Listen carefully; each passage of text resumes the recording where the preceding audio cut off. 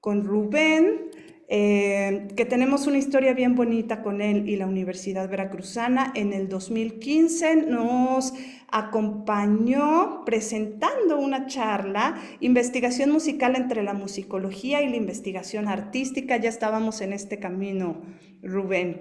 En el 2018 hiciste la presentación del libro Música Dispersa y nos diste una charla acerca de la apropiación e intertextualidad en la música, y en plena pandemia en Zoom hicimos la presentación del libro La música cuenta. Entonces tenemos ahí un camino recorrido y seguimos compartiendo contigo. Nos sentimos realmente muy contentos y emocionados de tenerte en este espacio virtual.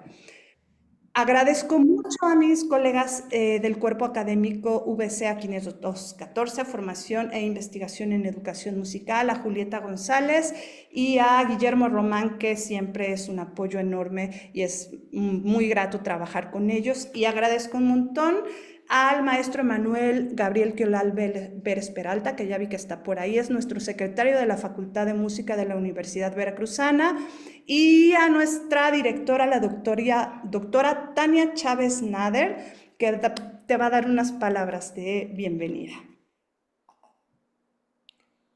Qué gusto vernos con la distancia. Casi 50 personas en un evento. Felicidades, estos son los éxitos de gestión de un grupo tan activo y maravilloso de nuestras queridas compañeras y nuestro compañero Aris Jules, así les decimos de cariño, y al maestro Memo.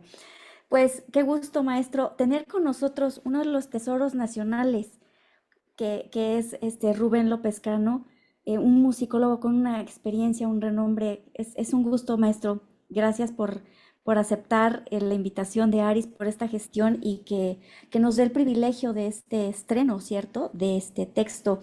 Yo recuerdo mucho lo de la música cuenta. Voy a hacer aquí el comercial.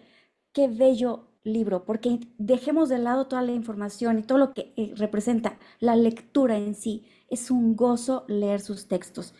Felicidades, gracias. Y pues yo no les quito más tiempo y comencemos porque pues queremos escucharlo. Gracias. Pues Rubén, sin más ni más, te damos la voz. Las preguntas las vamos a dejar al final. Por ahí tenemos el chat y al final tendremos un ratito para que nuestros participantes charlen contigo y tengamos micrófono abierto. Entonces yo también me silencio. Les pedimos a todo mundo, por favor, que pongan en silencio su Zoom. Y bienvenido, Rubén. Muchísimas gracias. Muchas gracias, Arisbe, por aceptar acoger esta presentación en la Universidad Veracruzana. Muchas gracias, doctora Tania, por la presentación y la acogida. Para mí es un honor, un placer colaborar con la Universidad Veracruzana, con la Facultad de Música, donde tantos amigos, colegas, admirados profesores han estudiado y andan por el mundo haciendo música, esparciendo lo aprendido en su facultad, y es uno de los lugares en donde mejor me han tratado y donde me he sentido más querido, más acogido y más a gusto cada vez que voy a México. Estoy muy contento, y por supuesto el próximo libro, que va a ser mucho más pronto de lo que se imaginan, también lo presentaremos aquí.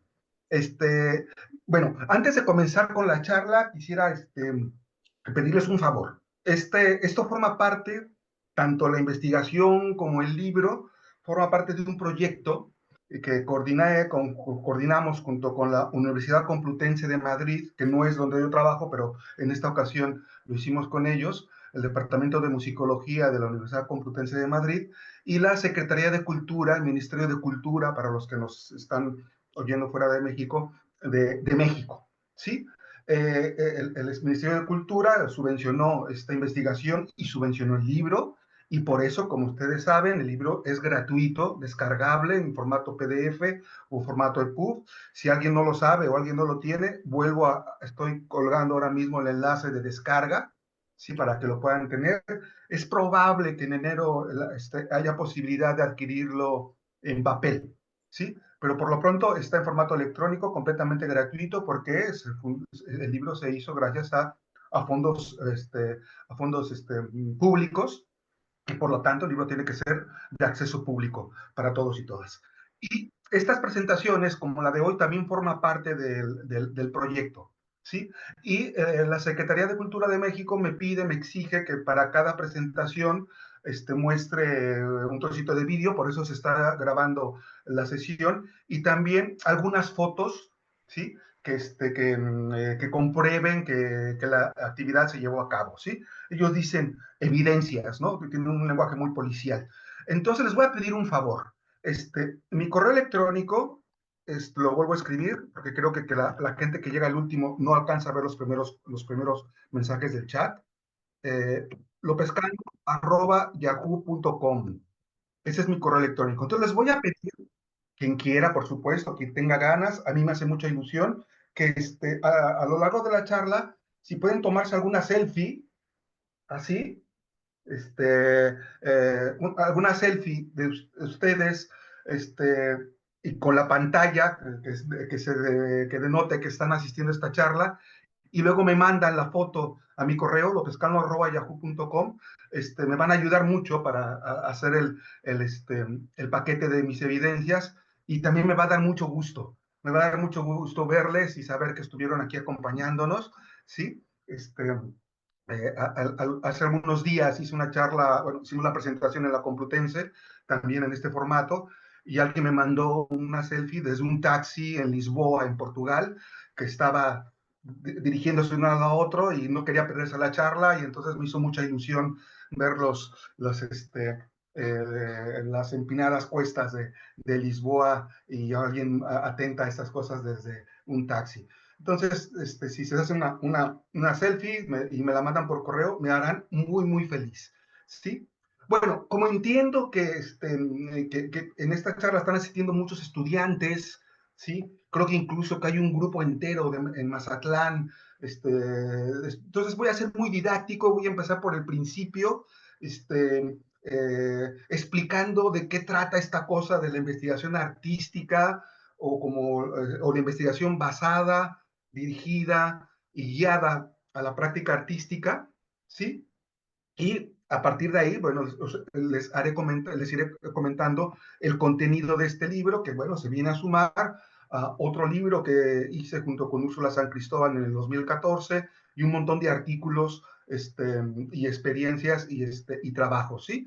Entonces, si me permiten, voy a intentar ser muy didáctico para que los compañeros de pantalla, los y las compañeras de pantalla más jóvenes que nos que están asistiendo, y quizá por primera vez escuchando un poco este rollo, se enteren de qué va, ¿sí?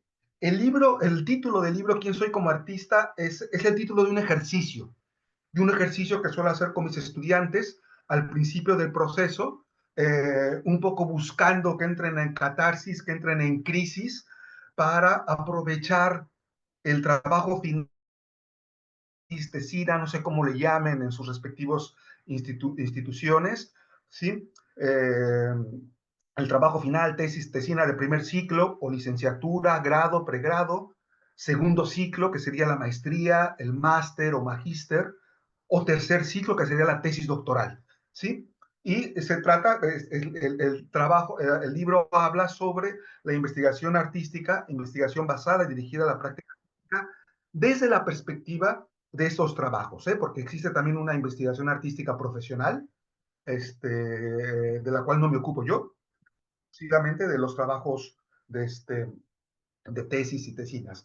Y ese es el libro que como les decía, se coprodujo entre la Secretaría de Cultura y la Universidad Complutense de Madrid, y está en descarga gratuita. Bueno, entonces, ¿de qué va esto de la investigación artística formativa en música? En la investigación académica, ¿sí? O sea, lo que hacemos en las universidades y centros de investigación y escuelas, la investigación es producción de conocimiento, ¿sí? Toda investigación lo que quiere es generar un conocimiento que no se tenía antes, ¿sí? Que no existía o que no se poseía previamente, porque el conocimiento que se produce en una tesis, tesina o trabajo final de grado, pregrado o licenciatura no pretende producir conocimiento novedoso. Simplemente es un trabajo que pretende que el estudiantado aprenda y ejercite la producción, los métodos y las maneras en que se planifica y se desarrolla la investigación. Es decir, la tesis, tesina o trabajo final de grado, licenciatura, bachelor o pregrado, como le llaman en otros lugares, lo único que quiere es que el estudiantado practique, y nosotros lo que tenemos que evaluar es simplemente que tiene las habilidades básicas para producir conocimiento de manera independiente. Ya la investigación hecha en el nivel doctorado, sí, ahí sí se requiere que haya una generación de conocimiento no innovador, original, y que discuta con todo lo que se sabe en relación a la materia, ¿sí? Y en el segundo ciclo, que es la maestría, simplemente es que la investigación se aplique a problemas reales del campo profesional, ¿sí? Más o menos esa sería la distinción. Y toda la investigación que se hace a nivel de estos ciclos, lo que pretende es generar conocimiento que no existía, o que el estudiante que lo hace no conocía, ¿sí? A partir de un proceso formalizado, es decir, con procedimientos reconocidos y aceptados por la academia, tomando en cuenta que no todas las disciplinas siguen los mismos métodos, ¿sí? La antropología no trabaja igual que la física, ni que las matemáticas, ni que la psicología experimental, ¿sí? Y la musicología tiene sus métodos, tiene sus rituales, tiene sus procesos, ¿sí? La teoría musical se parece, pero puede llegar a tener otros distintos, y la investigación musical, pero artística, o basada y guiada o dirigida a la práctica artística, puede tener algunos procesos distintos, ¿sí? El trabajo de investigación, la producción de conocimientos, sigue métodos específicos con conciencia crítica, quiere decir que el estudiantado sabe qué está haciendo y por qué lo está haciendo, usa diferentes fuentes de información reconocidas, ¿sí? Libros, artículos, entrevistas, observación, experimentación, eh, y esa información la analiza y la interpreta de manera crítica para producir un discurso nuevo que comunica resultados a partir de artefactos epistémicos, como lo pueden ser libros, artículos científicos o conferencias, ¿sí? Esto es la investigación en general. La investigación formativa, la que les decía, es la que se hace como parte de los requisitos para obtener un título, ¿sí? La que se hace en los espacios de formación, ¿sí? Esto es lo que les decía de los 3 ciclos de investigación. Y la investigación artística, vamos a entrar ya de lleno a esto, son procesos de producción de conocimiento, pero que están basados, están guiados, están orientados y dirigidos hacia la práctica artística, ¿sí? Es decir, toda investigación parte de una pregunta de lo que quiero saber, de lo que quiero conocer, qué quiero saber, qué quiero conocer.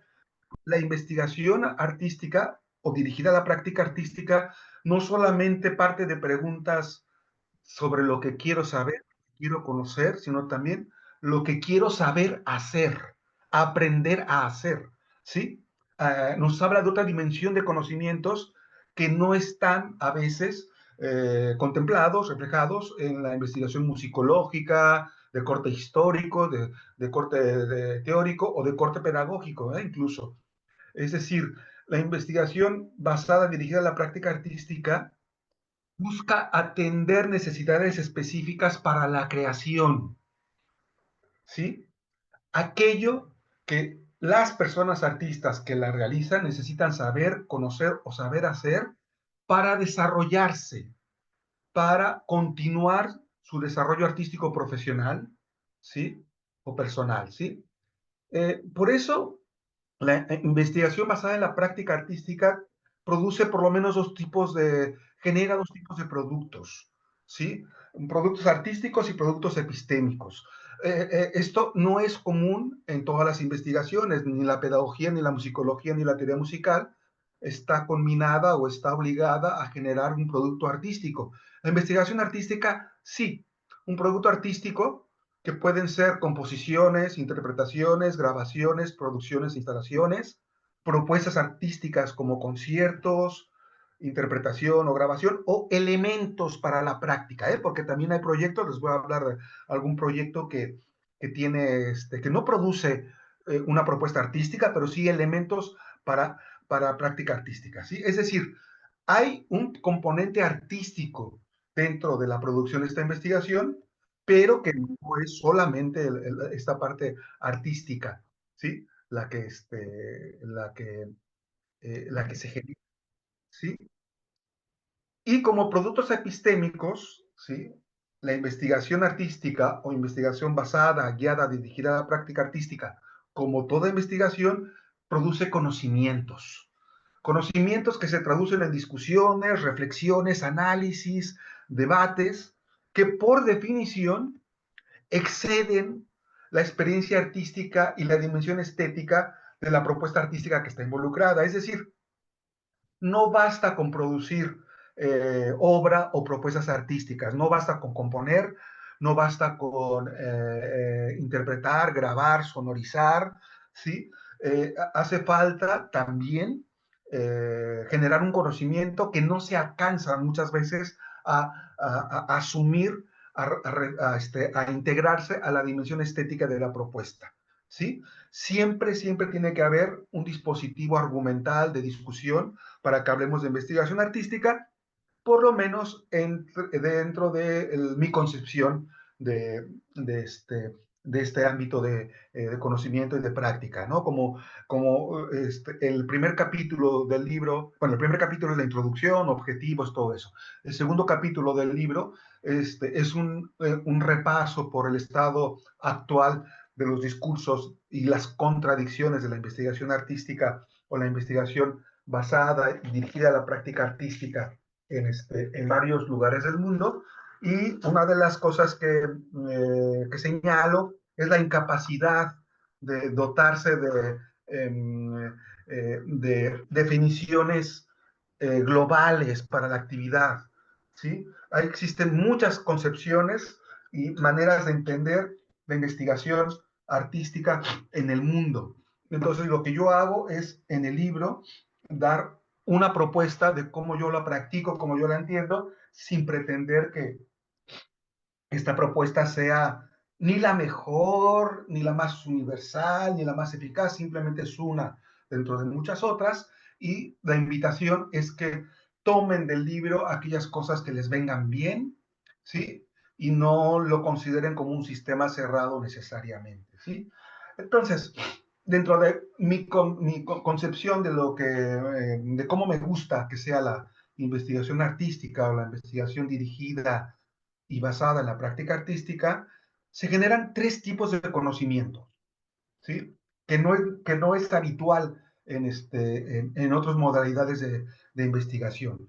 El conocimiento proposicional o conceptual, el conocimiento procedimental y el conocimiento contemplativo por familiaridad.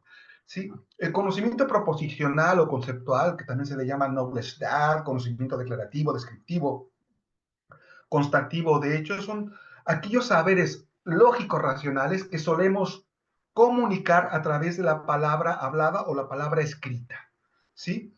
Y son conocimientos que son comunes a todas las ramas de la investigación, no son específicos de la práctica artística. Cualquier musicólogo, teórico que no tenga ninguna habilidad artística, como este servidor, puede generar ese tipo de conocimientos, ¿sí? Y son saberes del tipo esto, ¿no?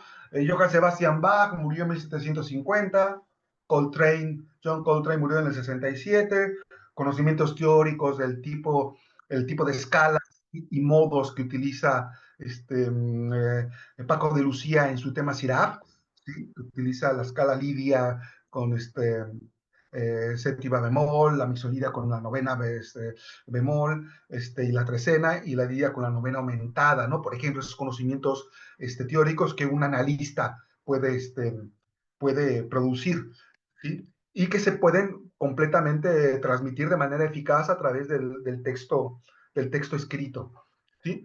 Susan McClary, por ejemplo, conocimientos de teoría de género, ¿no? Susan McClary en los años 90, en este libro que ya está en castellano, el de Feminine Endings, ¿sí? Señalaba, ¿no? La relación que existe en la atención tonal y según los estereotipos de género de nuestra cultura. Incluso es conocimiento proposicional, aquel conocimiento de técnica instrumental, pero que se transmite y se verbaliza en términos lógico-conceptuales, ¿no? Como, no sé si conocen el belting, que es una técnica de canto en la música popular moderna, ¿sí? Que genera mucha potencia, una emisión tremenda y emplea la presión subglótica y resistencia glótica para forzar los agudos en hacer la transición al pliegue fino. Así expresado, este conocimiento es conceptual, es este procedimiento, este proposicional, perdón. O sea, no es alguien cantando el belting, sino explicándolo, ¿sí? Todo ese tipo de conocimiento son comunes a todos los modelos de investigación en música, como el de la musicología, historia, teoría, pedagogía de la música. Ahora, un rubro importantísimo de conocimiento que genera la investigación artística o investigación basada, dirigida a la práctica artística, es el que se llama conocimiento procedimental, el saber hacer. El knowledge how, le llaman en inglés, conocimiento disposicional, práctico, imperativo o performativo. Saberes performables, es decir, aquello que hacemos a través del instrumento o a través de la práctica artística. Es decir, tú sabes hacer contrapunto a 5 voces en estilo florido, y tú me dices, sí, sí, sí hacerlo, vale, demuéstramelo. Y no hay otra manera que demostrar, para demostrar este conocimiento es hacerlo, ¿sí? Por eso es un conocimiento que se adquiere y se pierde gradualmente. Yo no sé si sabían que John Coltrane murió en 1967, pero ya lo saben, porque se los acabo de decir yo y créanme, es verdad. El conocimiento proposicional se suele aprender de una vez por todas, y a veces tenemos que estudiar un poquito más, pero se sabe de un momento a otro. En cambio, los saberes performables no. Si yo les digo, saben tocar la sonata patética de Beethoven, pues tienen que aprender a hacerlo poco a poco, practicar para perfeccionarlo por medio de la práctica, y si no la continúan practicando, se van a olvidar de cómo es la sonata de Beethoven, ¿sí? Los saberes performables se adquieren y se pierden de manera gradual, ¿sí? Y como es un conocimiento corporeizado, que está embebido en las habilidades y destrezas corporales, en las intuiciones estéticas, la única manera de adquirirse, transmitirse o demostrar que se tiene es haciéndolo, ¿sí? Yo no puedo hacer, en investigación artística, no puedo hacer un trabajo de investigación, de improvisación, que sea solo teórico. Tiene que ser un trabajo que implique improvisar. Y la única manera de que yo tengo para comprobar, demostrar que he adquirido la habilidad de improvisar es improvisando. ¿Sí? Mis alumnos cuando hacen improvisaciones como trabajos de este tipo, el tribunal, jurado, el sínodo que evalúa la tesis, tesina o trabajo final, le pide que improvise, lo paran y con el mismo tema de origen vuelve a improvisar, pero algo distinto para que nos muestres que sabes improvisar. Entonces, es un conocimiento performable, ¿sí? Que se transmite haciéndose, ¿no? Por ejemplo, la habilidad para improvisar en un estilo musical histórico, con el freestyle del rap, la habilidad de respiración continua que tienen algunos instrumentistas de aliento, que emiten sonido sin cortarlo y están emitiendo mientras respiran, o la producción de multifónicos, o comprensión y asimilación de ciertas técnicas de composición, tanto contrapuntística o de tímbrica, ¿sí? Si alguien me quiere demostrar que sabe componer según las técnicas del espectralismo derivado de Grisey o las técnicas de la saturación de Rafael Chendo, pues tiene que no me basta con que me suelte un rollo, quiero escuchar una obra de él compuesta por él o por ella que me demuestre que sabe componer en esos estilos, ¿no? O técnicas de concentración, respiración, digitación o relajación, ¿sí? Hay un capítulo en el libro destinado a analizar y a reflexionar sobre estos tipos de conocimientos que se generan dentro de la investigación artística. Luego está el conocimiento por familiaridad, que me van a permitir no detenerme mucho en ello, porque es un conocimiento extraordinariamente complejo, que es muy característico de estos procesos. Es el material thinking, que dice Paul Carter, que es pensar con y a través de los materiales, ¿no? y es bien difícil de representar en estos trabajos de investigación, y solamente me permití incluirlo porque necesitaba reflexionar, pero bueno, esta sección me quedó un poquito demasiado teórica del libro, y no es de lo más práctico, ¿sí? Y se refleja, bueno, en este tipo de decisiones intuitivas, de cuándo decidimos repetir o no una sección en una interpretación, repetimos la segunda parte de la zarabanda de la suite de Bach o no, o cuando decidimos cortar la exploración de un motivo en una composición, cuando decidimos seguir, continuar, etcétera, etcétera. Y estas decisiones habitualmente forman parte del dispositivo artístico de la propuesta, ¿sí? Bueno,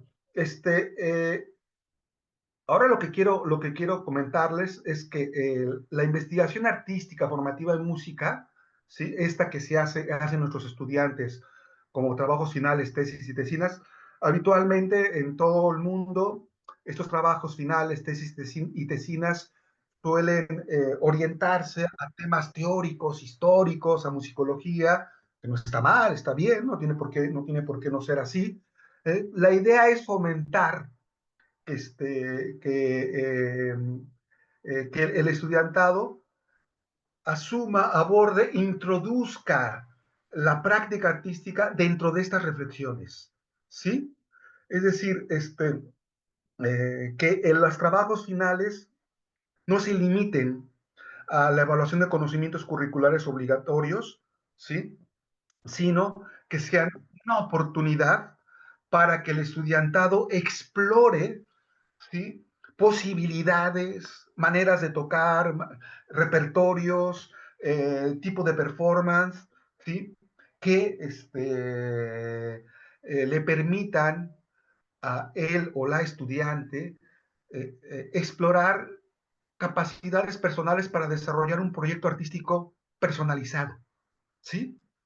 Me encantan estos trabajos, ya les mostraré alguno en donde el estudiantado no reproduce el perfil de pianista clásico, guitarrista clásico o pianista de jazz que aprendió en la escuela, sino que aprendió en nuestras aulas, sino que introduce elementos que desafían ese perfil cerrado, ese perfil claro, para desarrollar inquietudes, habilidades que el propio estudiante artista posee.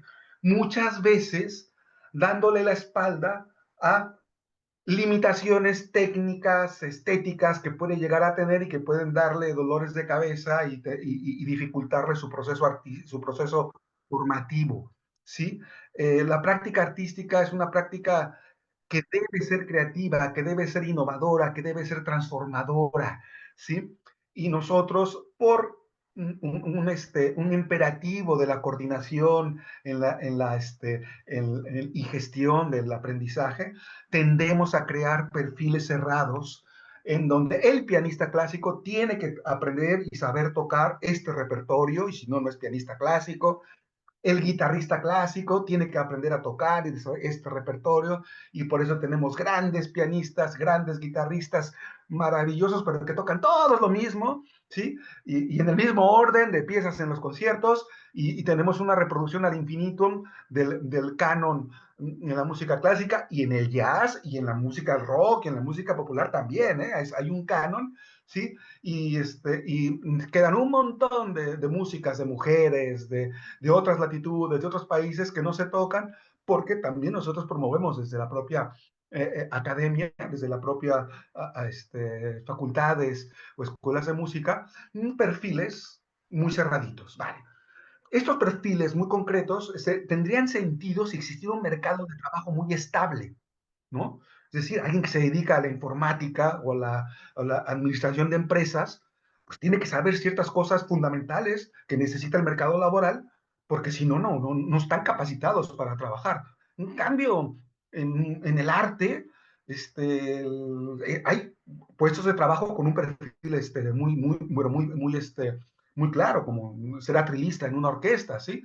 Pero la gente, los estudiantes que se incorporan al mercado laboral tocando en una orquesta institucional es la mínima parte. Habitualmente tenemos que ganarnos la vida con la pedagogía o inventándonos cosas. La investigación artística permite que el estudiantado rebase estos límites establecidos en los perfiles profesionales y allane maneras de hacer música, maneras de tocar, maneras de presentar, incluso el repertorio canónico diferente. Me encanta cuando la investigación artística logra ayudar, colaborar a que el estudiantado, él o la estudiante encuentre una voz propia en el ámbito creativo. Ahora les voy a mostrar algunos ejemplos, ¿sí? Las posibilidades y variantes de producción en la investigación artística son infinitas. Este es Polo Medes, ¿eh? Y no toda la investigación artística tiene que ser así. Él estudió con nosotros en la SBUC, en la Escuela Superior de Música de Cataluña, en Barcelona, acordeón diatónico, un acordeón para la música tradicional. ¿Sí? Hagan de cuenta el acordeón tradicional que se toca en el norte de México, o que se toca para hacer chamamé en Argentina, o para hacer vallenato en Colombia, ¿no? Un acordeón para música tradicional. Paul, como músico tradicional, suele tocar en bodas, en fiestas patronales, ¿sí? Con la fiesta de tal, en muestras de música tradicional, en, este, en talleres de danza tradicionales, así, o sea, imagínense, ¿no? Pero lo mismo que pasa con los jaraneros, y eso es un movimiento que lleva mucho tiempo allí en Veracruz y que conocen bien mis amigos y colegas de la universidad que nos acoge esta tarde, pues los jaraneros de hace rato que ya dejaron de tocar exclusivamente en el fandango, sino que también han allanado géneros, estilos, propuestas fantásticas. Y Polo Medes quería hacer algo parecido. ¿Eh? Una característica de Paul es que él estudió también Bellas Artes y hizo artes visuales y le encanta la performance art, le encanta la instalación, le encanta pintar, le encanta bailar también. Entonces, en ese trabajo que le dirigió mi amiga, compañera Ana Costal, se propone incorporar el acordeón diatónico de música tradicional al arte contemporáneo, ¿sí? Y hacer cosas distintas que no se suelen hacer con el instrumento. Hizo una página de Facebook donde iba desarrollando cada uno de sus diferentes proyectos y derivas, ¿sí? Y alguno de su producción fue hacer autorretratos plásticos, partituras pintadas, ¿sí? Como acordeones que dibujaba, instalaciones sobre partituras con tejidos, ¿sí? Una serie de videoimprovisaciones, esto es muy bonito. En el libro está este trabajo resumido junto con otros, los enlaces para que lo puedan descargar si lo quieren ver el trabajo entero, y los enlaces también a la parte de la propuesta artística. Hay un canal de YouTube del artista con todas las obras o algunas de las obras que generó y que pueden ver y escuchar para que vean. Esto que estamos viendo es la foto de improvisaciones pintadas. Esto quiere decir, él hacía esto.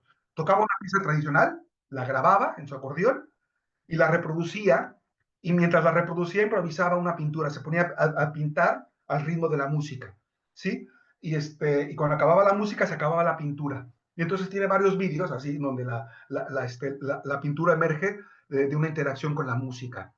Hizo performance art también, ¿sí? Un montón de happenings siempre con el acordeón a cuestas, haciendo música y ruidos que ya nada tienen que ver con la música tradicional, aunque estas performance donde no está tocando ninguna pieza, está tocando sonidos, improvisando, los pasos que hace sí tienen que ver con las danzas tradicionales catalanas. Se puso a tomar clase de danza también y utilizó algunos pasos de música tradicional catalana para hacer estas performances donde con un pan lleno de arena dibuja con los pies mientras se va acompañando con el acordeón, ¿sí? Hizo videomapping y estas partituras plásticas tridimensionales. Bueno, el resultado es que Paul no ha dejado de tocar el acordeón diatónico en fiestas, en bodas, en fiestas patronales, en las fechas señaladas de la comunidad catalana. O sea, no deja de dar clases clínicas de danza, sigue trabajando como acordeonista tradicional, pero al mismo tiempo también desarrolló, gracias a ese trabajo final de primer ciclo, de licenciatura, grado, pregrado, desarrolló otra beta y además de hacer eso también, de vez en vez, va a museos, galerías y presenta performance, presenta tal. Lo último que supe, estaba interviniendo en edificios públicos, ¿sí? Poniendo este tipo de partituras, ese tipo de cosas, dibujando partituras en los cristales y haciendo performance de vez en vez. Y logró ampliar con mucho su paleta de creación artística y su paleta laboral también, ¿sí? Este trabajo que les presento ahora es de Carlos Zapata, es un chico colombiano que presentó su trabajo en la Universidad de Antioquia.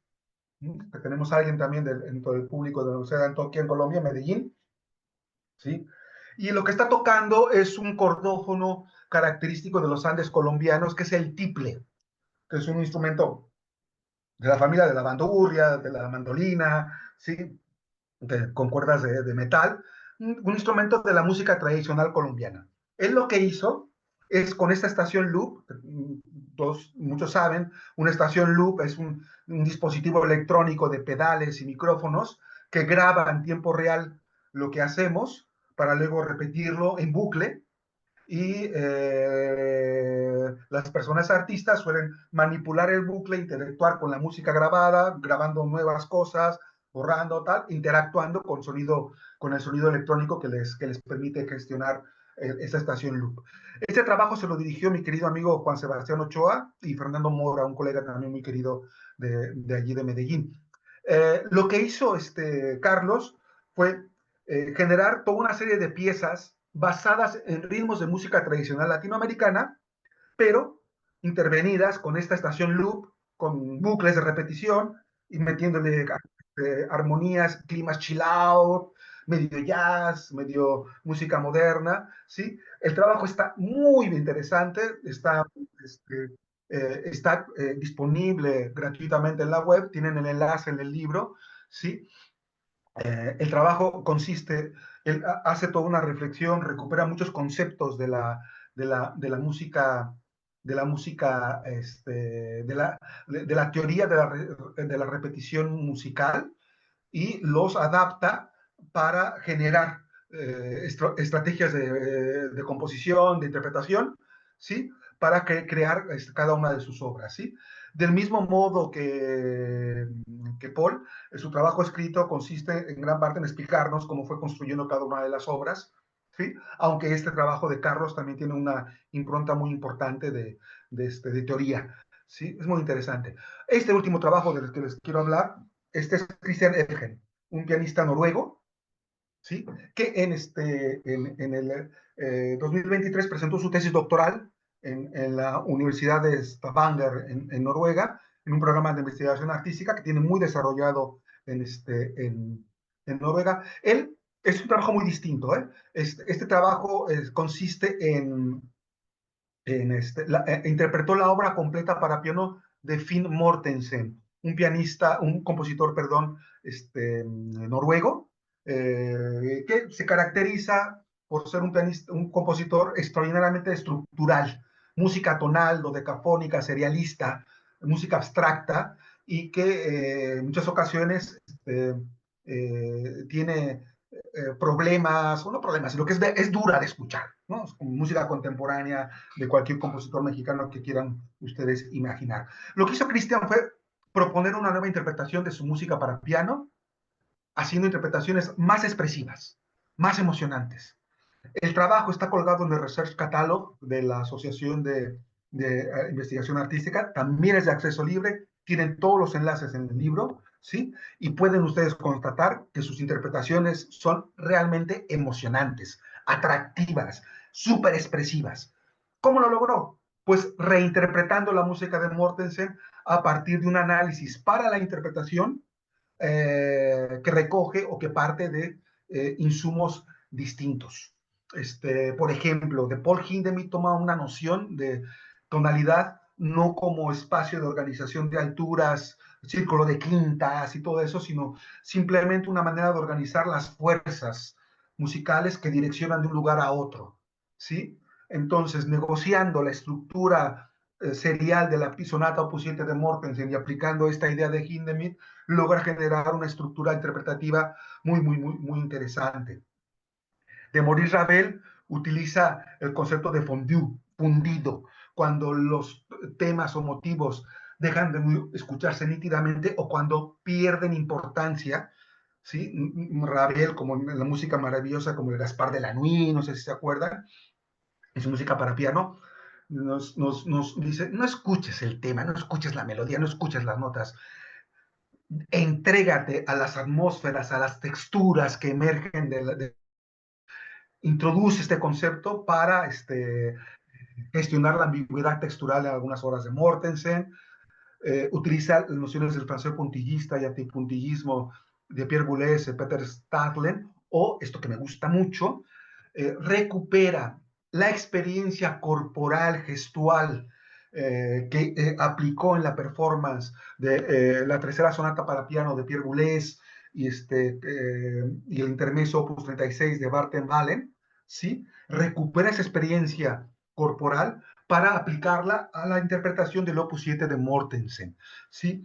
A través del concepto de gesto musical de Haydn, pero sobre todo de su experiencia musical, de su experiencia gestual en la interpretación de obras anteriores, él genera, una vez más, negocia la estructura profunda de la música con la estructura gestual para construir un fraseo que responde al gesto más que a la estructura interna de las series, ¿sí? El resultado es extraordinario.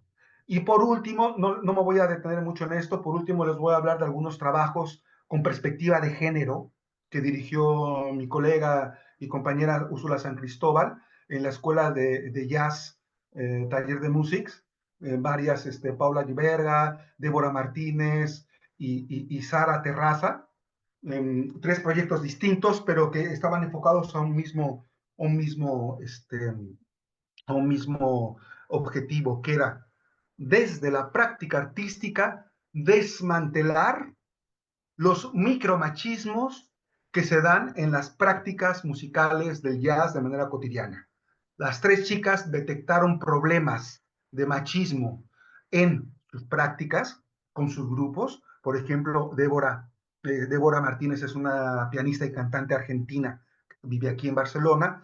Ella, por ejemplo, en su trabajo nos cuenta cómo se fue dando cuenta poco a poco que cuando su grupo de jazz les tocaba improvisar, ¿sí? Improvisaba el pianista, improvisaba el contrabajo, improvisaba el baterista, y cuando le tocaba a ella improvisar con la voz, haciendo scat, ¿sí? Notaba que su improvisación duraba menos que la del resto del grupo. Y es que siempre había alguien de los metales, una trompeta, un trombón o un saxofón, que la cortaba, ¿sí?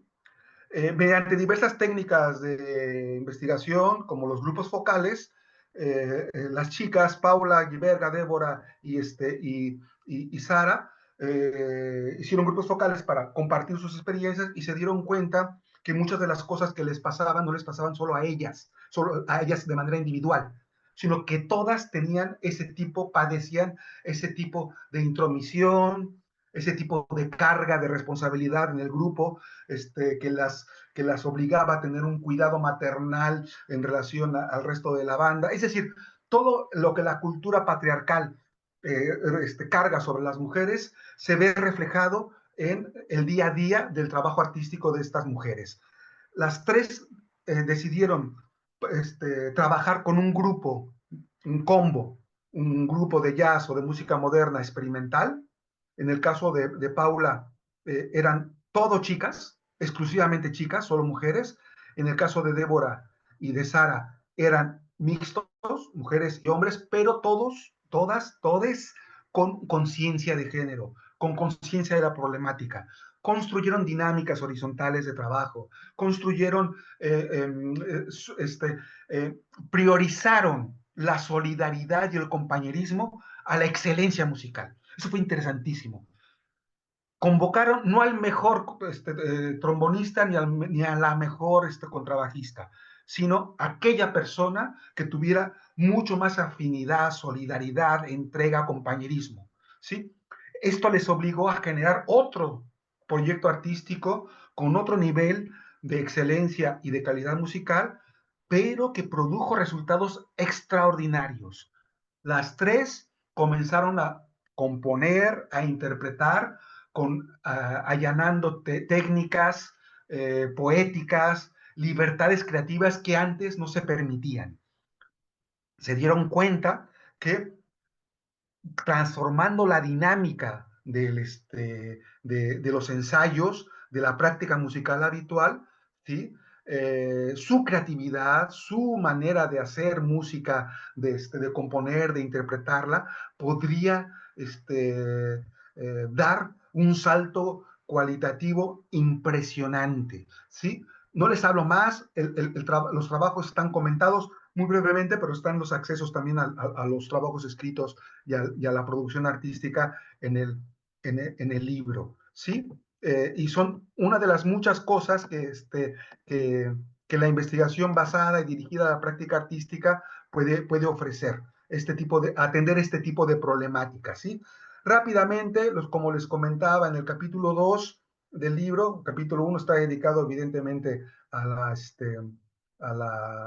la introducción, objetivos, lo que sea. El 2, una revisión crítica de los discursos y contradicciones de la investigación artística.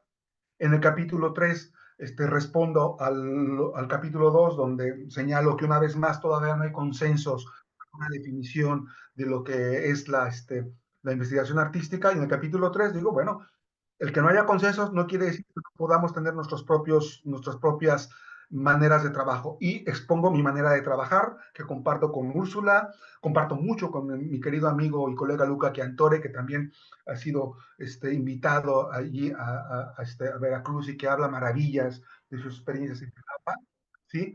Horacio Curti y otros tantos colegas que más o menos trabajamos en la misma línea. Doy mi modelo, que, como les decía, no es un sistema cerrado, sino que tomen y recojan lo que les interesa, que no les interese, no, déjenlo en paz. El cuarto capítulo ya está muy orientado a los estudiantes y es un manual de primeros auxilios de cómo armar un proyecto de investigación artística o basado en la práctica artística, cómo redactar el título, el objeto de estudio, el estado de la cuestión o estado del arte, todos los antecedentes, cómo se hacen las preguntas y tareas de investigación, el marco teórico, que al ser investigación basada y dirigida a la práctica, no puede ser solamente conceptual.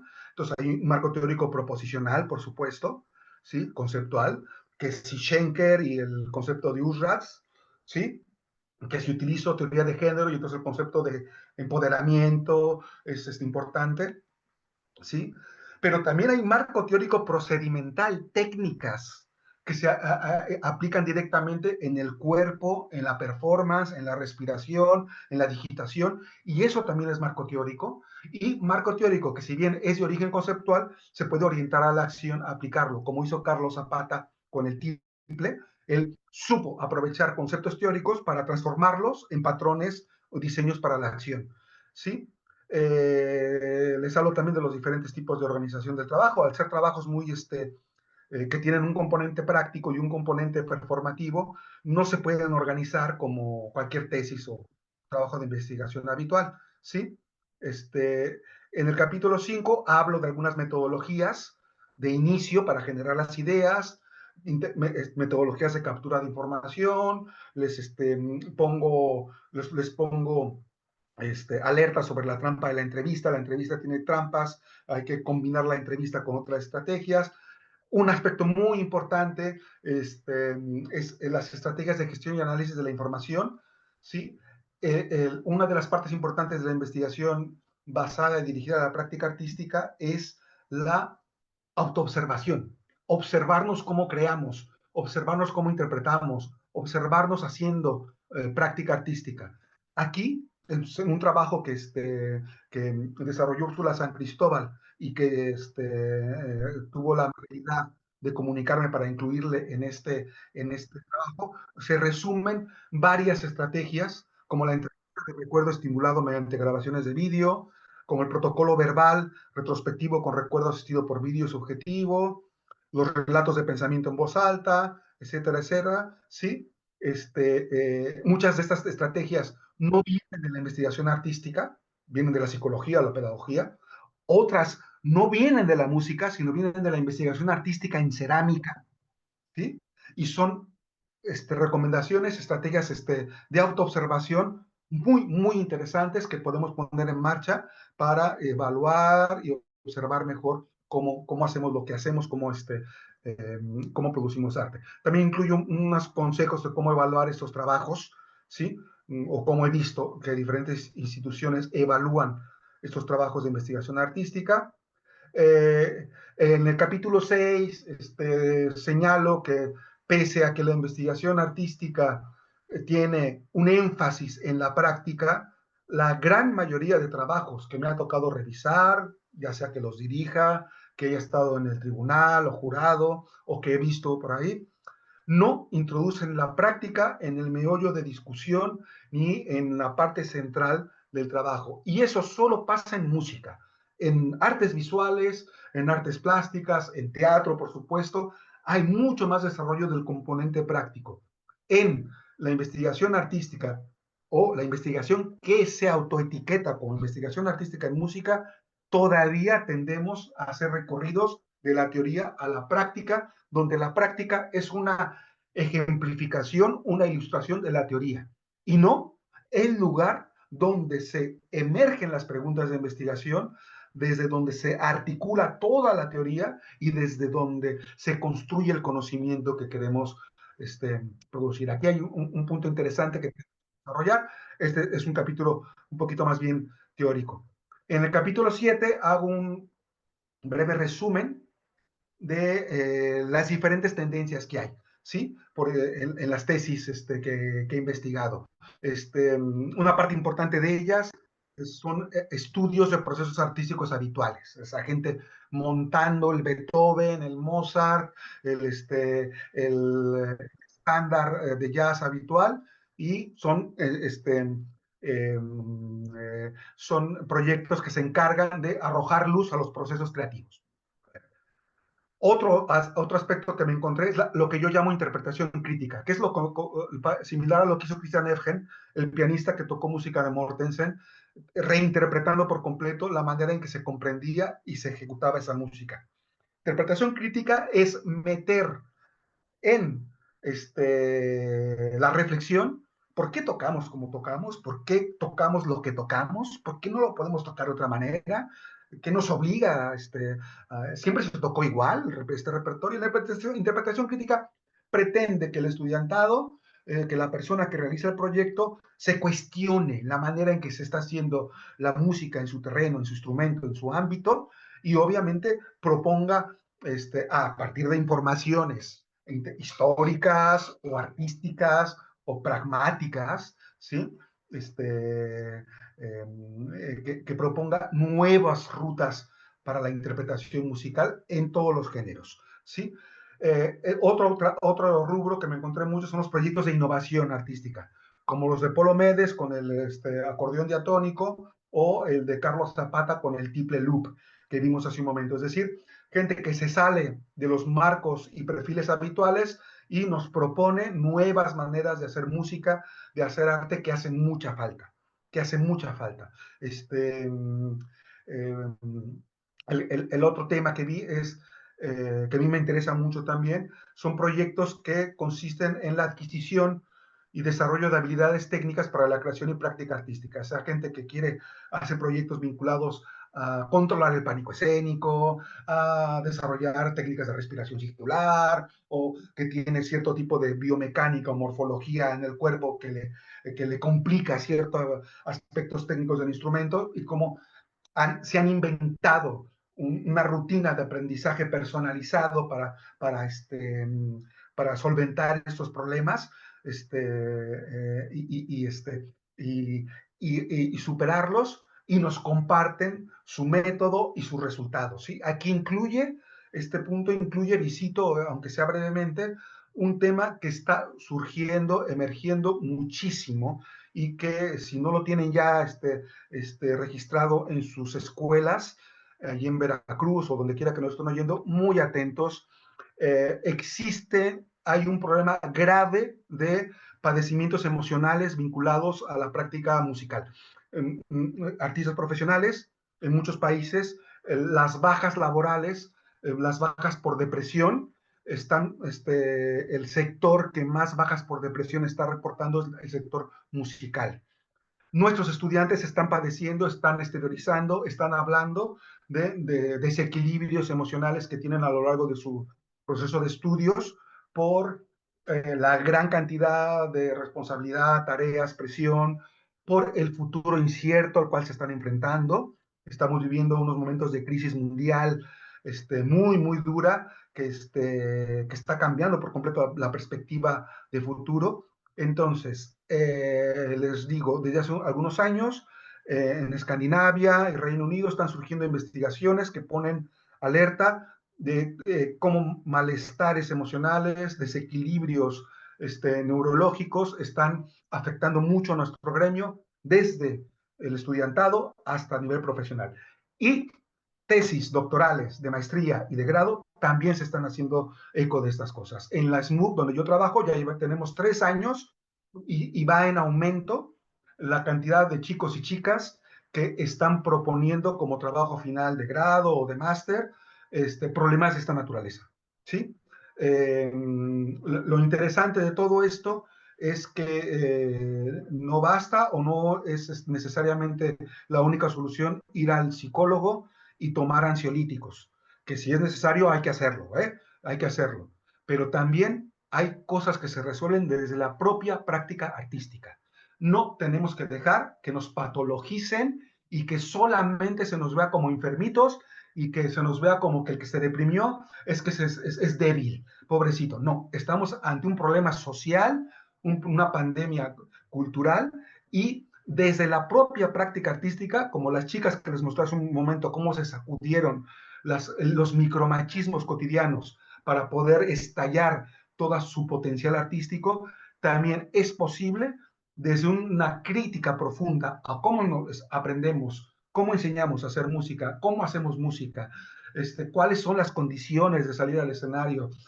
Es posible replanteárselo para generar una práctica artística más sana, más acorde con un modelo de vida pleno y no tan atravesado de neurosis, presiones y autoexplotación. ¿Sí?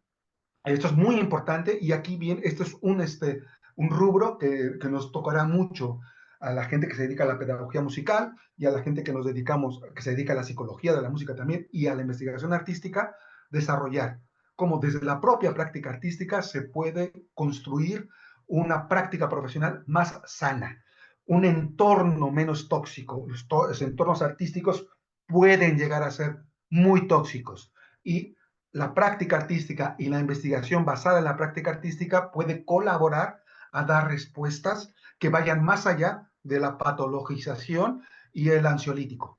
¿Sí?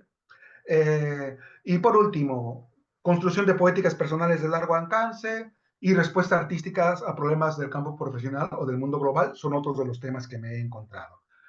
Por último, una parte importante del trabajo lo constituyen un análisis a profundidad y resumen esquemático de 35, 36 trabajos de tesis de primero, segundo y tercer ciclo, que he resumido en sus objetivos, en sus preguntas de investigación, tareas de investigación, metodologías, los conocimientos aportados, es decir, los he resumido con el objetivo de que tengamos acceso directo a estas experiencias de investigación. La inmensa mayoría, el 99,9% de esos proyectos están disponibles en línea y los pueden descargar. Hay algunos que son, la gran mayoría, que están en línea porque sus instituciones así lo han decidido. Pero hay otros que no, como los de las chicas jazzistas que trabajaron sobre el tema de género, micromachismos, esos trabajos no estaban colgados y con mucha gentileza, como varios otros que aparecen en el libro, nos dijeron, si nuestra experiencia puede servir a otros y otras para que puedan resolver sus problemas, sí, por favor, compártanlo. Así es que los hemos subido a un repositorio, un sitio online, un Drive, donde se puede descargar gratuitamente, porque lo más hermoso de estos proyectos es que nuestros estudiantes, el estudiantado, quiere saber, quiere conocer, quiere aprender a hacer cosas, quiere transformar su entorno y quiere compartir lo que han aprendido, ¿sí?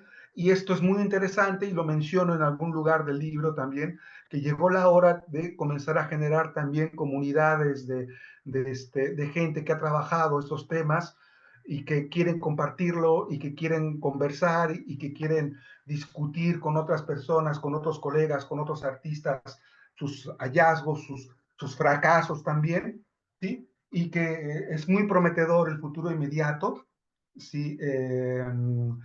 Para comenzar a generar comunidades transnacionales de gente que se encara diversos tipos de problemáticas a través de la investigación basada y dirigida a la práctica artística, ¿sí? Y de cuyo libro que estamos ahora presentando y celebrando y agradeciendo a la Secretaría de Cultura de México el apoyo a la Universidad, Departamento de Musicología de la Universidad Complutense, el haberlo producido y por supuesto a la Universidad Veracruzana haber acogido esta charla, reunión, presentación.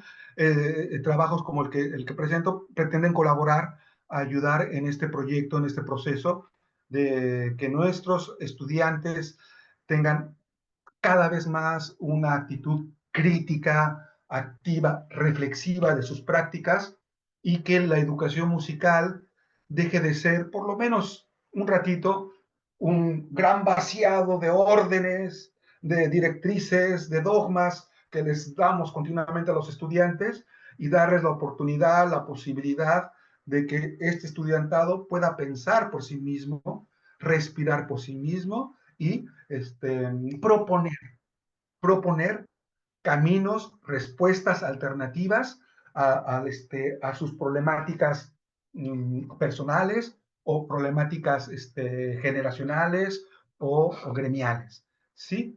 Pues bueno, ya no los atosigo más con tanto rollo. Estoy interesadísimo en escuchar comentarios, preguntas, cualquier tipo de reflexión, y de verdad espero que este libro que he escrito yo solo, pero también tiene mucho de la investigación que ha hecho mi colega Úrsula San Cristóbal.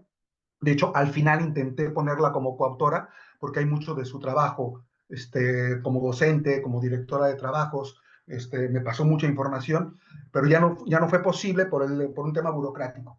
Pero no pasa nada, tendrá una segunda edición el libro pronto o completaremos algunas cosas que nos quedó y entonces Úrsula tendrá más peso. Entonces, estaría encantadísimo de escucharles, de comentarios o preguntas y de que este libro les pueda servir en algo en su noble trabajo como docentes, como directores, directoras de trabajos finales, de tesis y como estudiantes y como artistas que todos y todas son. Gracias.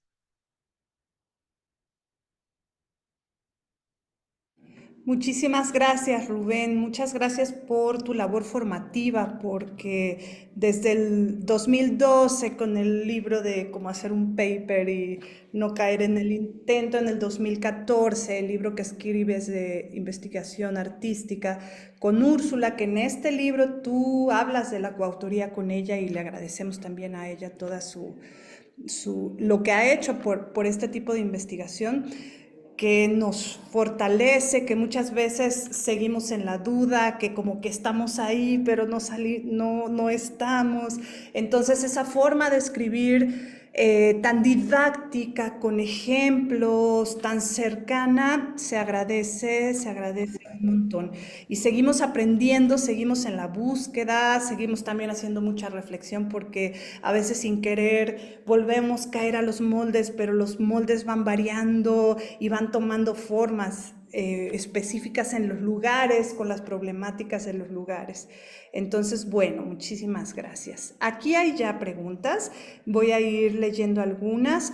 Licenia Durazo, de la Pontificia Universidad Católica de Perú, egresada de la UB, también qué gusto, Liz.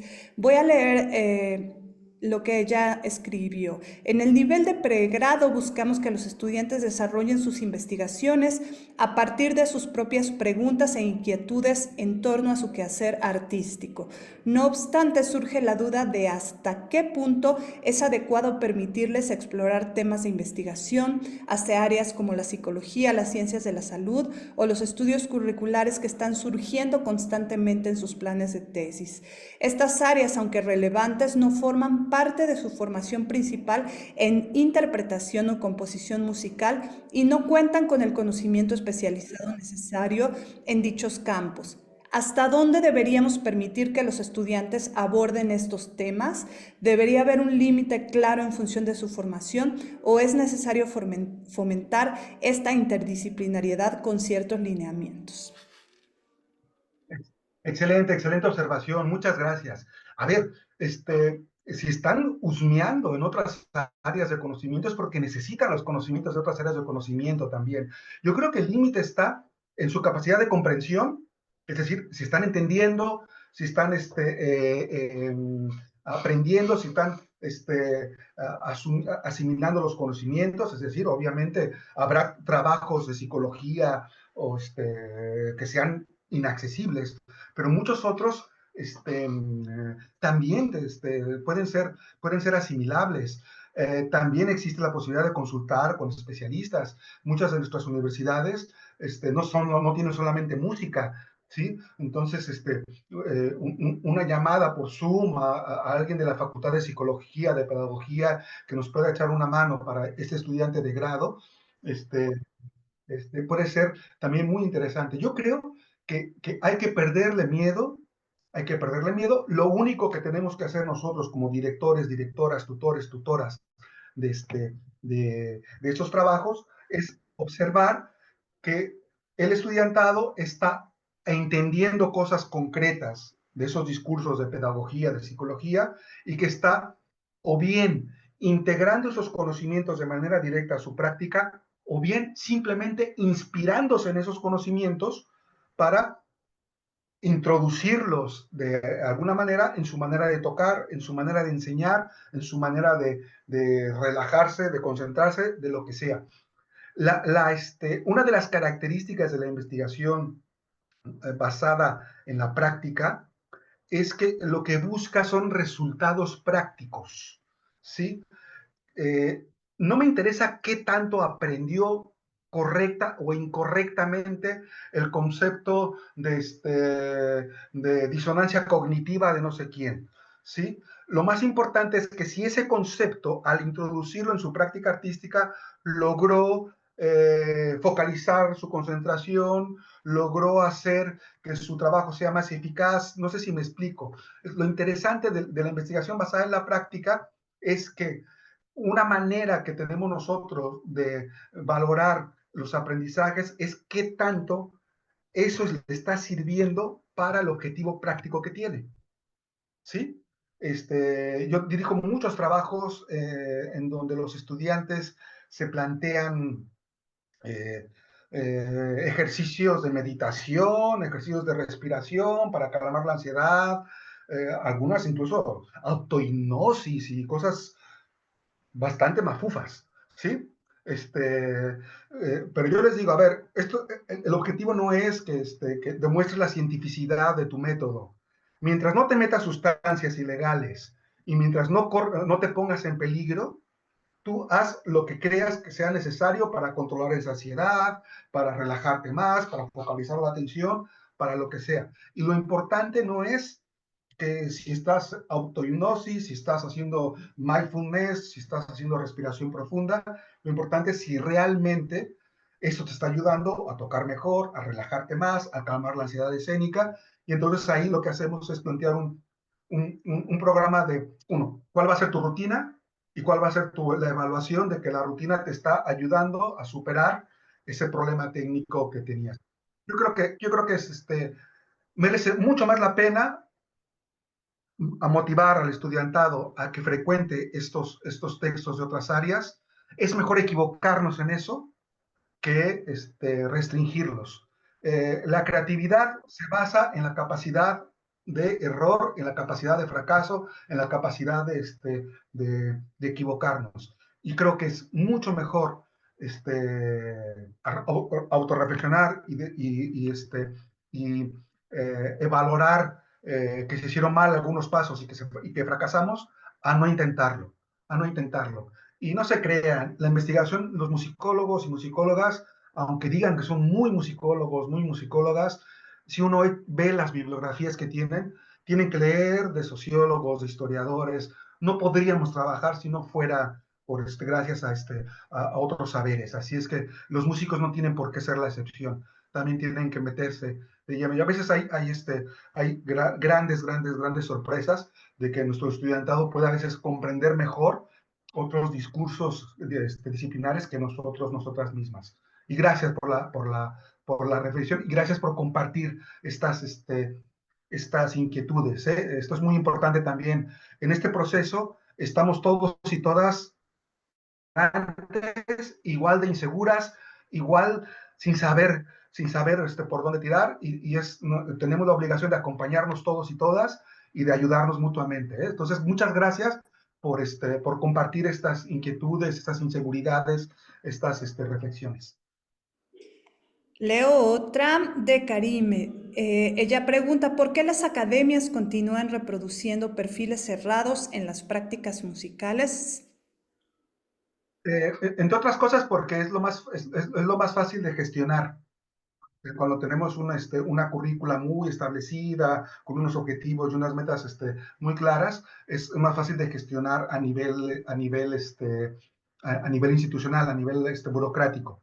Por otro lado, también existe aunque la música en Occidente esté regulada o transmitida por la partitura y por una escritura que garantiza su identidad de las obras y su difusión, eh, no dejamos de ser comunidades muy orales, en donde los saberes de cómo se interpreta un repertorio, los saberes de cómo comportarnos, escuchamos cierto repertorio, cuándo aplaudir, cuándo no aplaudir, se transmiten por vía oral, por imitación. Entonces, es muy frecuente que las comunidades educativas, artísticas en general, pero muy particularmente la música, creen, generen sistemas de reproducción de la tradición muy esquemática por temor a que se desvirtúen, a que se desdibujen, que se pierda la esencia. Eso. Y eso no ocurre solo en la música clásica, ocurre en el jazz, ocurre en la música moderna, y créanme, en todas las escuelas de música del mundo, en todas, se viven momentos de apertura y momentos de recesión, momentos de apertura y de recesión. Ahora mismo mi centro de trabajo está viviendo un momento de recesión, ¿sí? Están como que muy celosos de que el compositor tiene que ser compositor, el jazzista tiene que ser jazzista, y entonces se están cerrando cosas que se habían abierto desde... Pero es normal, es lógico, y no importa cuán cerrado se convierta un entorno, siempre hay una rendija, un pequeño espacio donde podemos colarnos y abrir espacios de libertad, de respiración, de experimentación. Los invitamos también si quieren abrir su micrófono y expresar alguna cosa, alguna pregunta, adelante. Mientras voy leyendo otra pregunta de Alina Mijangos. Dice, así como se invita a la transformación de la teoría, reteorización con estas propuestas, ¿será válido proponer metodologías propias para la investigación en la práctica artística? Oh, sí, seguro que sí. Y del mismo modo en que las teorías neorriemannianas están reinterpretando cómo se entendía la música de Beethoven y de Schubert, ya no la entienden por círculo de quintas, sino por terceras, y una concepción armónica pero muy distinta, fantástica, ¿sí? Yo no soy teórico, pero me cuentan mis amigos teóricos y me cuentan mis alumnos, me dicen cosas maravillosas. También la técnica instrumental, pero también la manera en que se tocan los instrumentos. Por ejemplo, a mí me llama mucho la atención cuando era estudiante y se estrenaba una pieza de Salvatore Charriño con muchos multifónicos en el violín, en las cuerdas o en el oboe, en el clarinete. Me acuerdo que cuando se hacía un multifónico era toda una ceremonia, ¿no? Y ahora escucho a mis alumnos tocando esas mismas obras con una soltura, con una libertad, ¿sí? Y hacen los multifónicos de una manera tan maravillosa. Y eso es maravilloso cómo va cambiando todo y cómo los repertorios también se van cambiando en su interpretación y de cómo, tal y como conocemos a Beethoven, no era como se tocaba en la época de Beethoven.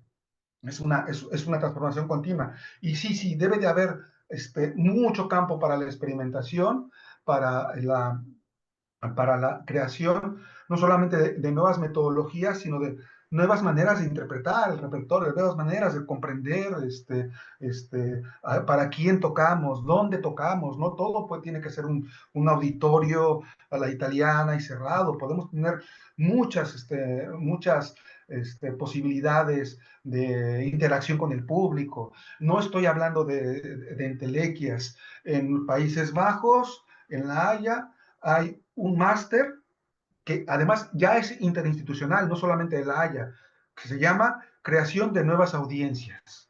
Y se trata precisamente de gente que toca lo que quiera, repertorio tradicional, pero buscando nuevas maneras de generar nuevas situaciones de concierto. Eso es algo que está en la agenda de muchos centros, ¿sí? De muchos, entonces es algo que se tiene que normalizar.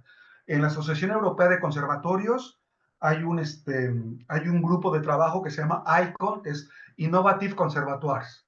Se reúnen cada tantos meses, van los más locos y pedagogía de la improvisación, tocar repertorio intervenido, o sea, tocan Mozart y de repente se van y improvisan y regresan, hacen cosas locas, ¿no?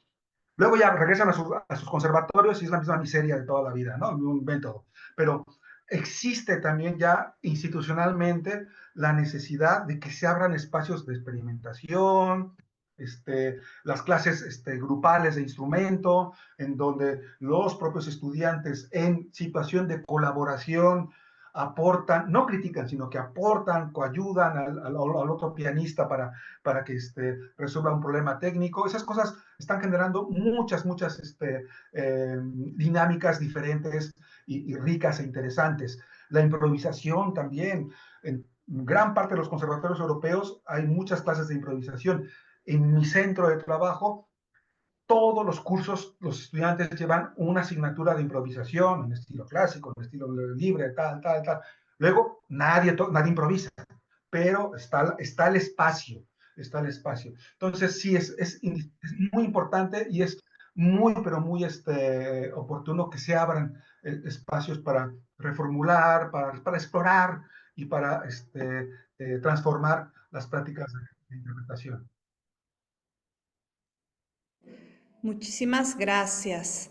Hay felicitaciones de Maravillas Díaz, un trabajo apasionante y una fantástica aportación. Felicitaciones de Xochitl.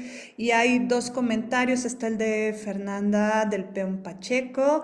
Voy al final, por ahí está si quieres para leerlo tú todo, Rubén. Ella se refiere, agradece mucho, habla sobre la búsqueda en el concepto de la investigación artística y dice, bueno, como quedan muchas cosas al aire y todavía existe una visión musicológica y teórica que la filtra y aún en el camino que hablas en unos de tus capítulos de la autoetnografía, la validez de esta y como el estudio a partir de lo propio es generadora de conocimiento, mi pregunta y también vinculada en la salud mental, ¿no sería necesario que las escuelas de grado desde un inicio inculcaran justo metodologías hacia la práctica propia y su evaluación y no esperar hasta una tesis grado o posgrado? Si es así, ¿cómo sugerirías esta se insertara desde la formación en conservatorios y facultades? Excelente observación. Sí, yo lo que recomiendo mucho es que el componente investigativo crítico en general esté en todas las asignaturas desde el principio. Es decir, que en la clase de armonía, en la clase de solfeo, entrenamiento auditivo, haya también posibilidades de que el estudiantado investigue un tema por su cuenta y lo exponga y lo comparta con los estudiantes, ¿sí? Y generen diálogos, generen discusiones, ¿sí? Sobre el desarrollo armónico de un compositor, compositora, sobre la interpretación. Eso es muy importante.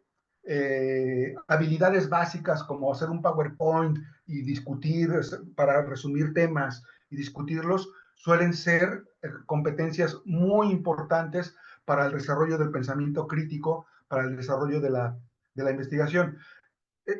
En todas las asignaturas es posible dedicar un componente de trabajo investigativo, que el estudiante vaya y busque la información, que trabaje en grupos, presente una información, entre los estudiantes discutan esa información que se obtuvo, se atrevan a dar su opinión sin, sin el, sin la angustia, la ansiedad de que me van a tildar de... Las escuelas de arte suelen ser espacios muy jerarquizados, donde los estudiantes se jerarquizan mucho, ¿sí? Y las escuelas de música peor, ¿sí? Yo tengo a mis alumnos de estética, mis alumnos de clases grupales, yo nunca les he oído tocar, pero sé por cómo se tratan entre ellos y ellas, cuáles son los que están mejor valorados, cuáles son los que tocan mejor. Es muy, pero muy fuerte cómo se construyen jerarquías en las escuelas de arte. Y entonces, en las discusiones, es muy importante que ese miedo que tienen de equivocarse, de decir una tontería, no sé qué, se diluya y hablen libremente y puedan expresarse y discutir y tener un espacio de producción de conocimiento propio. Yo creo que es muy importante. Y luego ya en otras asignaturas como historia de más teóricas, sí estimular las habilidades de escritura o de racionamiento o de pensamiento más, más formalizado. Pero sí, es muy importante que se abran espacios de investigación y discusión entre el propio estudiantado en todas las asignaturas, en las mayores que se puedan, incluso en la práctica instrumental, ¿sí? Vamos por una última, ¿te parece, Rubén? Y hacemos nuestras fotos. Eh, Alter Sadovnik dice, ¿puedes dar algún consejo o invitación para reforzar la idea de la validez de propuestas de metodologías propias, tanto por parte de estudiantes como para directores, asesores? Siento que aún nos cuesta mucho soltar el manual y experimentar crear, y me gustaría conocer tu postura sobre esto. Y agradece mucho. Muchas gracias, Alter. Sí, a ver, hay muchas estrategias, o no hay muchas estrategias, pero bueno, puedo darte algunas estrategias. En los procesos de trabajos finales, tesis y tesinas, ¿sí? Habitualmente una estrategia que funciona mucho es la investigación. Lo que pretende es producir conocimiento, ¿sí? Entonces, lo primero es, independientemente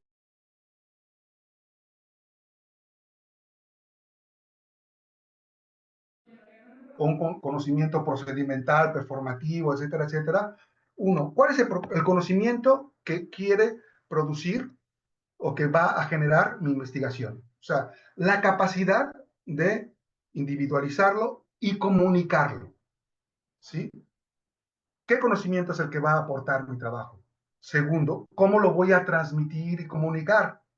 Eso es algo de lo cual no hemos hablado, pero evidentemente muchos de los trabajos de las tesis que estudio en el libro, eh, no son solamente texto, no pueden serlo, tienen también mucho material audiovisual, ¿sí? Un material audiovisual que no solamente es de ejemplificación, a través del audiovisual se explican cosas, se reflexionan cosas sobre el instrumento, este sonido, esta postura de la mano, este gesto es el que quiero. Es decir, como se transmite conocimiento en una clase de instrumento.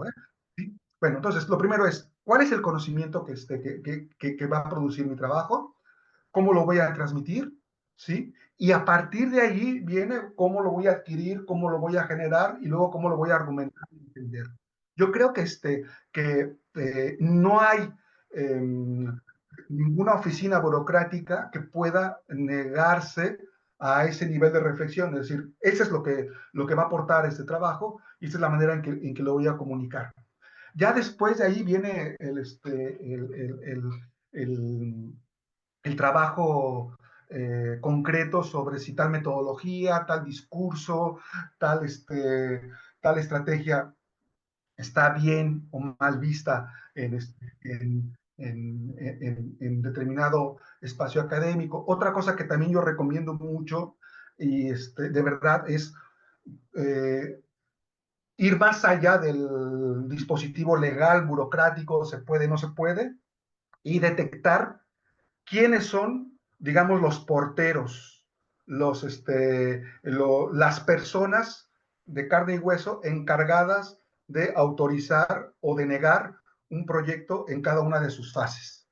¿Sí? Entonces, por ejemplo, en mi centro de trabajo hay reglas, ¿eh? Les comentaba hace un momento que incluso hay un retroceso y ya no se puede, se tiene menos libertad para hacer según qué temas que hace unos años, esto es real, pero yo tengo muy claro cuáles son los porteros que se van a encargar de autorizar o no autorizar un trabajo.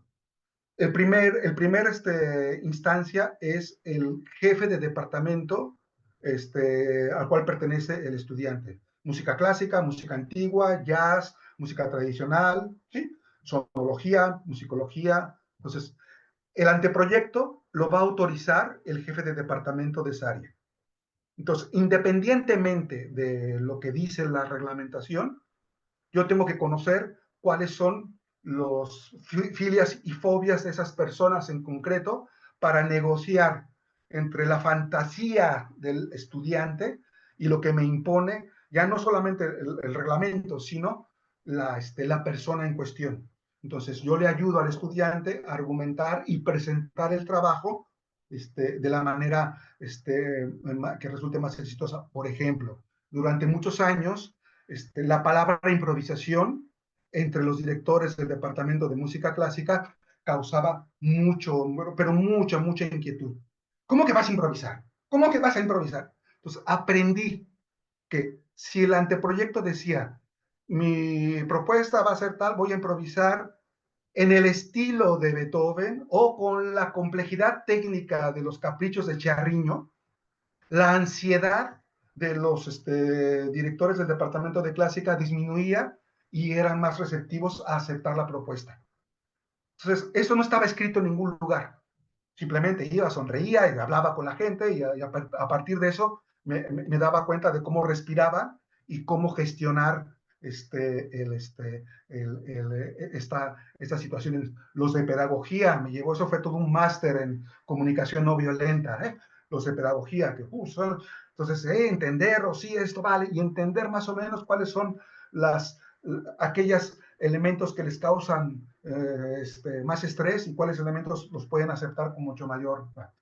Ese es el primer filtro. Una vez pasado ese filtro, somos libres, libres, porque además el director del departamento no vuelve a ver el trabajo. El siguiente filtro es el tribunal, el jurado, el sínodo, que van a evaluar.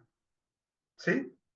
Y entonces allí, a veces yo, cuando tengo trabajos delicados, así, podemos incluso negociar, oye, mira, este trabajo es un trabajo bastante especial porque tiene mucho trabajo de investigación artística, no sé qué, y podemos sugerir a los miembros del jurado, ¿sí?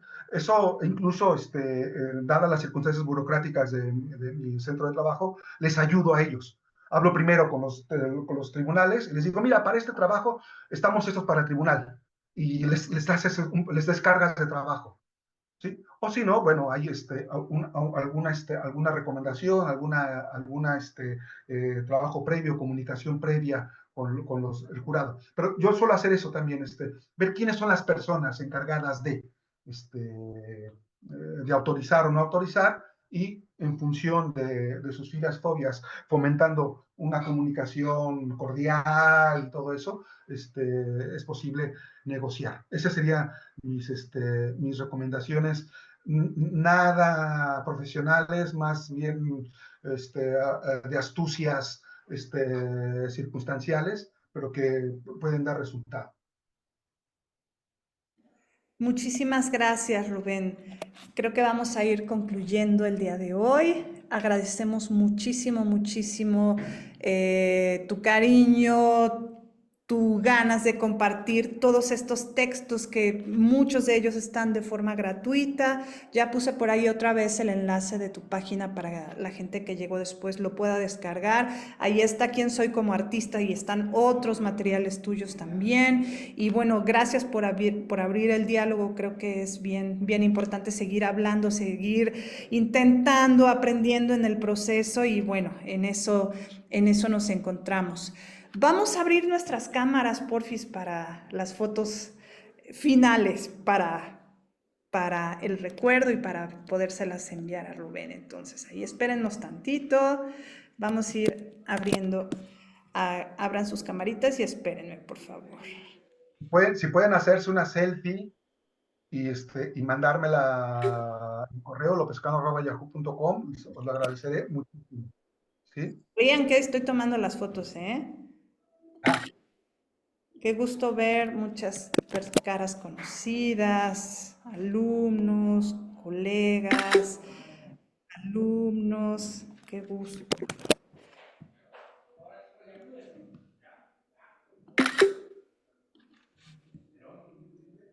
Listo, muchísimas gracias. Siguen aquí en los comentarios felicidades, agradecimientos del doctor Mario Quijano de nuestra facultad, Liz querida de la Pontificia Universidad Católica del Perú, un gustazo encontrarnos por aquí y ojalá pronto pueda ser presencial, Rubén. y espero que sea pronto, vernos, abrazarnos y como siempre. Muchas gracias por toda su atención. Recordar, hacerse una selfie y mandármela por correo me dará mucho gusto. Y es de verdad espero que les sirva de algo este librito. Este video, si llegaron tarde o hay alguna cuestión que quieran volver a escuchar, se va a subir a nuestro canal de YouTube del Cuerpo Académico, Formación e Investigación en Educación Musical. Entonces la van a poder reescuchar. Por ahí te mandamos el enlace también, Rubén, para que la compartas en tus redes, pero bueno, va a quedar ahí en YouTube. Y quiero agradecer a mis colegas, a Julieta y a Memo, siempre por el trabajo en equipo y por la ayuda para llevar a cabo esta actividad. Muchas gracias y espero verles pronto, muy pronto. Entonces, gracias y linda tarde, linda noche para todo mundo. Muchas gracias, nos vemos pronto.